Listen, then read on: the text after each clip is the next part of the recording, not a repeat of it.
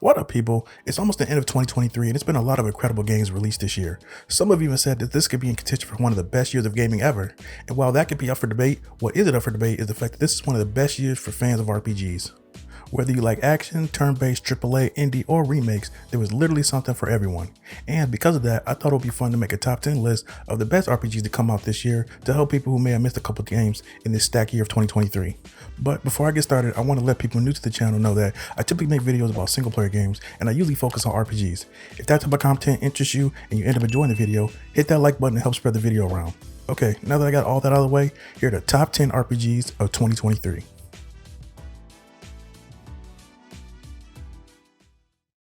Starting off the list, we have Starfield. After being announced at E3 all the way back in 2018, fans have been eagerly waiting for the next series from the makers of the popular Fallout and Elder Scrolls series. In this open-world RPG, you'll join a group of space explorers who must venture to various corners of the galaxy to acquire mysterious artifacts. As far as gameplay, on top of the first and third person combat, character customization, item crafting, weapon crafting, and outpost construction are all utilized in this game. You can also build, customize, and fly your own spaceship across over 1,000 planets, even if a lot of them are relatively similar. Speaking of that, Starfield seems to be a very split game among fans and critics alike. Most of the people either think this game is incredible and one of the best games Bethesda and Xbox have ever released, or it's a run-of-the-mill game that promised a lot of things that it didn't deliver. I didn't play a lot of it myself on Game Pass, but what I did play of it, it was fun enough, but it didn't blow me away. But I'm also not a big space guy, so take my opinion with a grain of salt. But honestly, I think this game might just be a prisoner of high expectations. So, while easily being the most polarizing game on this list, and maybe even this year, I feel like if you come in knowing what you're getting, which is a fairly standard open world RPG with some added space features and aesthetic, I think you'll have a good time. Next up, we have Super Mario RPG. Released a little bit over a month ago, this game is a modern remake of the 1996 game Super Mario RPG Legend of the Seven Stars. Some of the notable design changes include all the characters being similarly shorter to match their modern designs, and also the whole game now being in 3D. The combat uses a traditional turn-based system without active time elements or speed contributing extra attacks. One of the more innovative features of the combat was the inclusion of time button press sequences, which became a mainstay of every Mario RPG. In fact, it was so popular that other games started to use it as well, including a game you'll see later on this list. What's funny is that when this game was announced during the Nintendo Direct, I was kinda salty that they didn't announce Mario Odyssey 2, and because of that, I kinda wrote this game off. But after watching the gameplay again, I'm like, you know what? Okay, I'm digging this game's vibe a little bit. And because of that, I used my last Nintendo Switch voucher to buy it, and I don't regret it. And while I'm sure a sequel to Mario Odyssey is coming eventually, Super Mario RPG will make that wait a lot easier to deal with.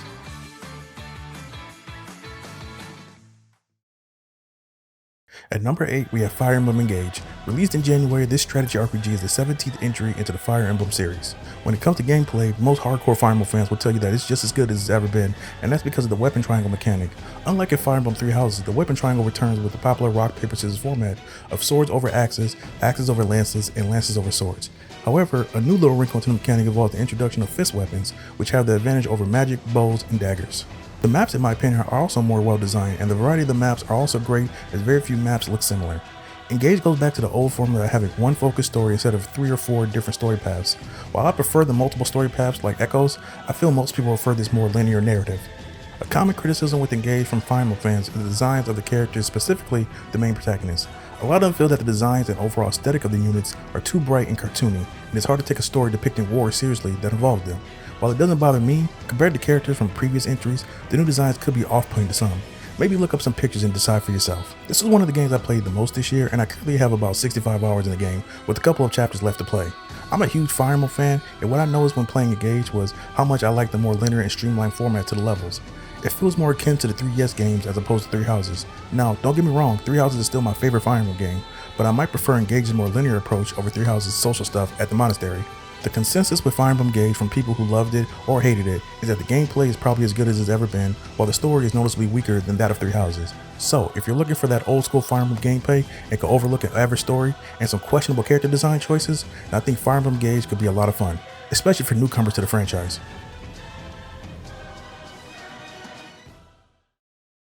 Next, we have Octopath Traveler 2. This is the sequel to the 2018 game and is the third entry into the series, including the mobile game, which I think I heard isn't that bad. The turn-based combat from the first game is back and better than ever, but the game also has added some new elements this time around. One of those being Crosspath, which addressed a major issue from the first Octopath that many fans, including myself, had.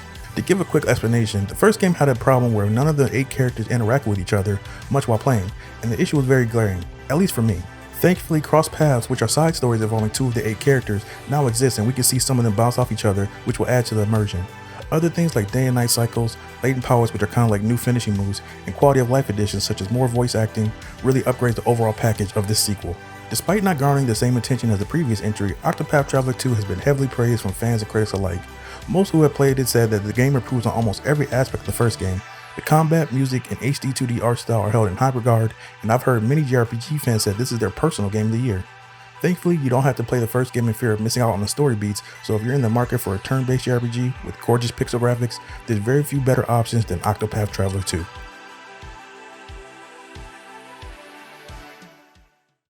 Sticking with pixel graphics, at number 6 we have Star Ocean: The Second Story R. This action RPG is a remake of the original Second Story game, released in 1999. The game's battle system has been revamped, but it still remains true to the original.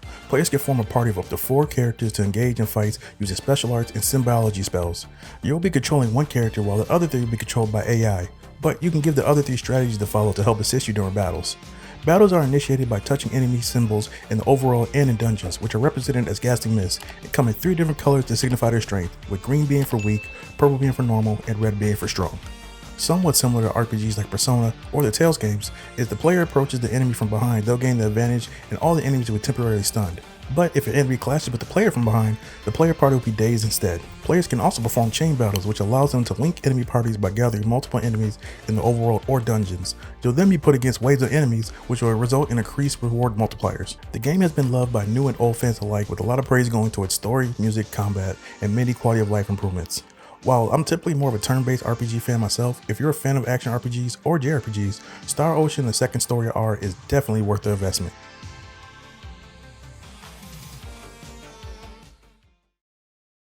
Kicking off the top 5, we have Hogwarts Legacy. This open world RPG is putting a major focus on letting you feel like a student straight out of the Harry Potter books. You'll be playing as a fully customizable student who, after you get sorted to your respective house, will be attending classes where you can learn how to cast spells, grow magical plants, brew potions, and also learn how to fight, which will all lead to you discovering your own fighting style. Through in-game challenges, you can earn experience points to gain levels, which allows the player to access and upgrade different spells, talents, and abilities. These challenges come in the form of combat, quests, and exploration. You'll also have the ability to establish friendships with NPCs. As their relationships grow, your schoolmates become companions who can accompany you on your journey, expand your abilities, and offer unique companion quests as players learn their stories. The game only takes about 25 hours to beat, so not too much of a time commitment, and I've seen sales here and there for around $30 to $40 if you don't mind physical. Despite some controversy, which I definitely won't be getting into, the game has seen mostly positive reviews and reception, which makes its 85 on Metacritic understandable. It sucks that it didn't get any nominations at the Game Awards, especially with it being, I believe, the highest selling game this year. But I digress. Whether you're a fan of the Harry Potter franchise or not, Hogwarts Legacy could be your surprise favorite game of the year.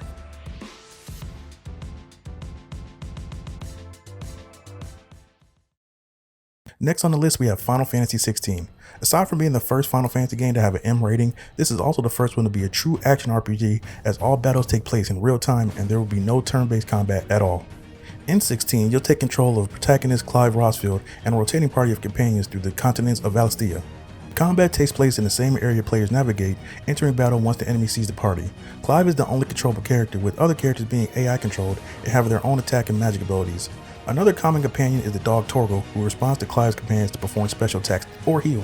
While in battle, Clive can use normal attacks, a dodge, and use elemental abilities from icons, the game's versions of recurring Final Fantasy summoned monsters. Clive can switch between different icon abilities during battle, stringing them together into different combo attacks. The star of the show in this game are definitely the icons, specifically the icon battles. Just like combat with Clive, icon versus icon battles play out in real time. The developers promised that these icon battles will all feel different, and they weren't lying. One battle is a rail shooter like Kid Icarus, next is one-on-one combat like Street Fighter, or one could just be some good old-fashioned wrestling. Outside of some issues with pacing and the quality of side missions, the game has seen overall positive praise with the Metacritic score of 87. You're also looking at around 40 hours to get through the main story and about 80 to 100% the full game. A lot of longtime Final Fantasy fans are understandably upset about the removal of turn-based combat they've grown to love. But if you're looking for a mature action RPG with some of the more memorable boss fights I've seen in a while, Final Fantasy XVI has got you covered.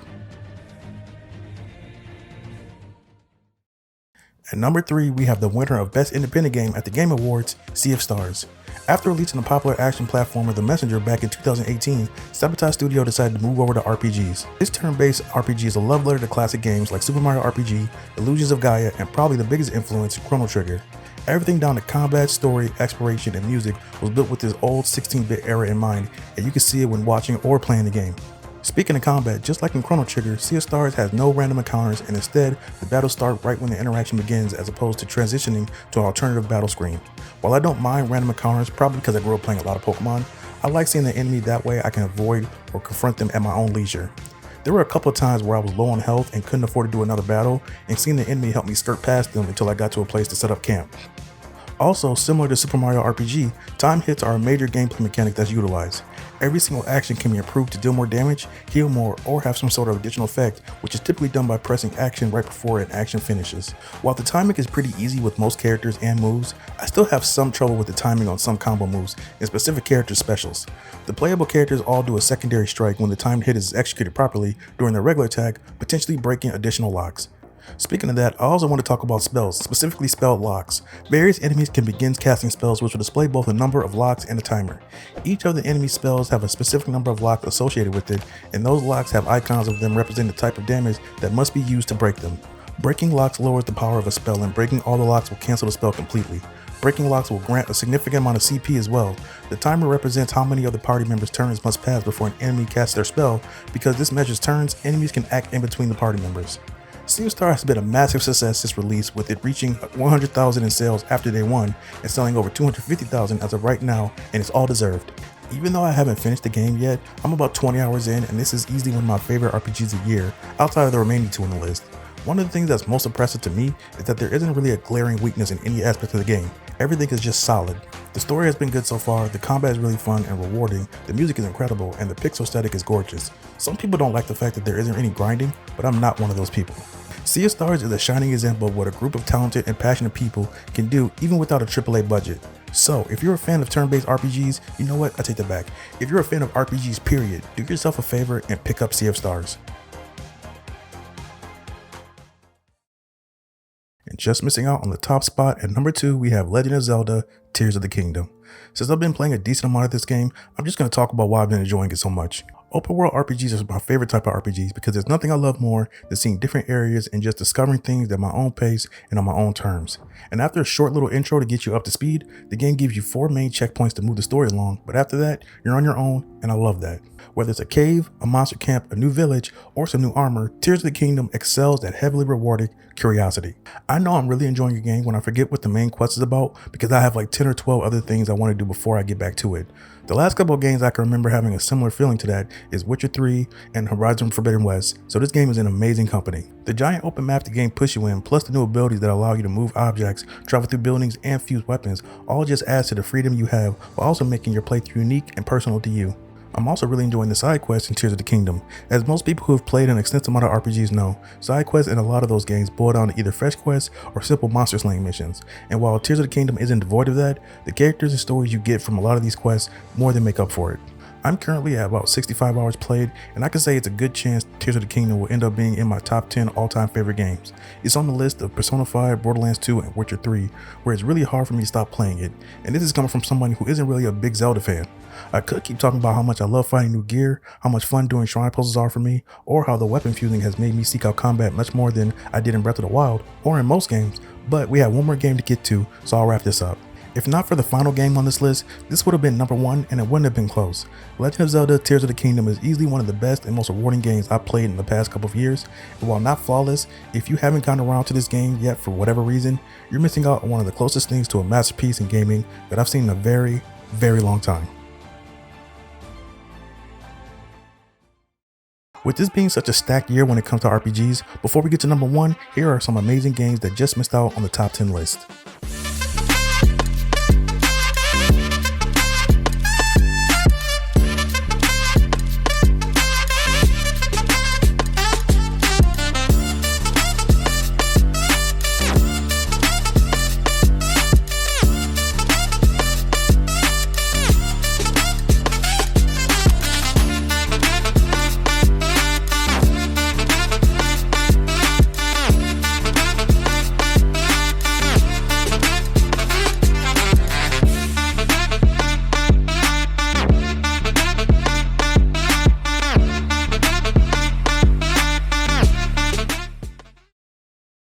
And at number 1, to no one's surprise, we have the winner of not only RPG of the Year at the Game Awards, but also the Game of the Year, Baldur's Gate 3. With almost 90 hours played between Steam Deck and PS5, I have so much to say about this game, but I'll start with the gameplay. Being a huge fan of Divinity Original Sin 2, I was already pretty familiar with the combat style, and it's just as good, if not better than that. While it took some getting used to figuring out what causes advantages and disadvantages, which I'm still a little fuzzy on, after I started to focus on that, the battles became much more fun. Also, you get 12 classes to choose from, and whether you choose to have companions or not, picking a class that fits your playstyle or group synergy I found was very important. For example, I initially started out as a rogue because I think assassins are cool, but I noticed he wasn't doing a lot of damage compared to my other companions, and my character specifically was dying a lot. So I switched to the ranger class, which focuses on long range, which I'm more comfortable with, and now he's arguably my strongest character, other than maybe Karlach, who's awesome by the way, please use her. And that's just 2 of the 12 classes I could choose from. So no matter if you like long range combat, short range, magic, or melee, there's definitely a class for you, and when you get into subclasses, then you can get a character tailor-made for what you want and need. Now, moving on to what makes this game mine and many others Game of the Year, the writing.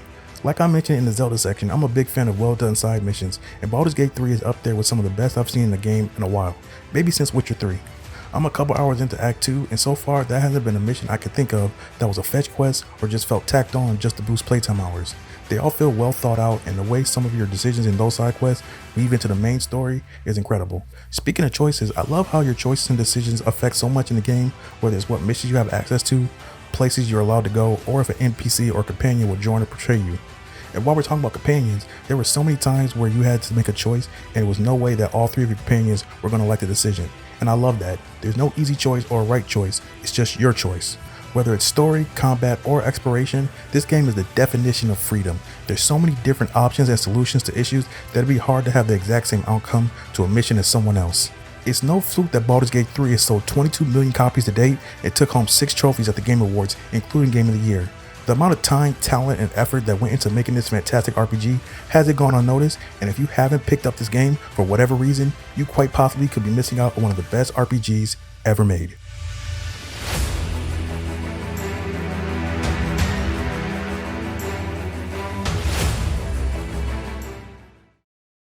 Alright, that's it for me guys. What RPGs did you play and enjoy this year?